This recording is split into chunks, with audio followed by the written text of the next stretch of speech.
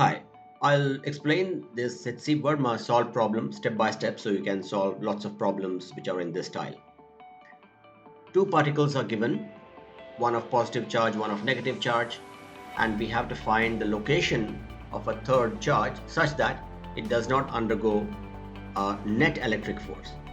The third charged particle can be anything, can be a very high charge or a very low charge. That really doesn't matter. And we have to calculate that position such that the net forces due to A and B is 0. I've created this animation only to show that the electrical lines of force act along a straight line from one charge to the other. Let's go to the solution itself. Draw a neat sketch, A on the left, B on the right, and the orange arrow there shows the repulsive force because A is a positive charge.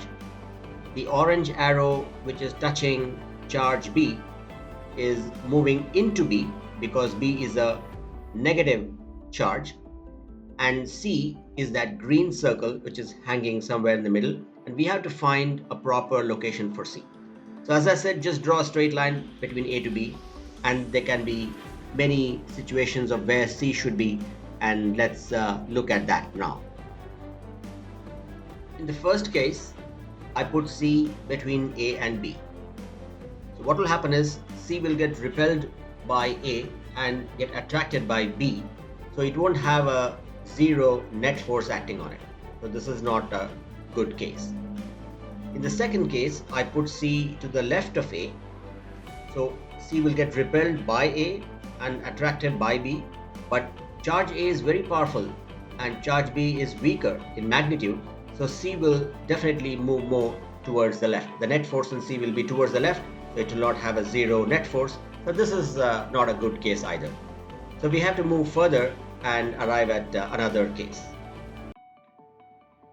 In case 3, I am putting charge C to the right of both A and B.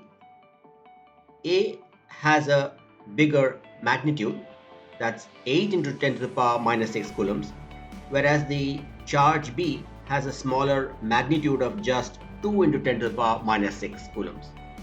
So the repulsive force due to A is very strong and the attractive force due to B is a little weaker.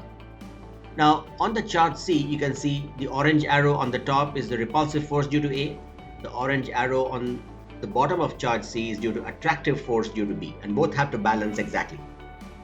So use the formula F is equal to K into Q1 Q2 by R squared, the force of attraction between two charges.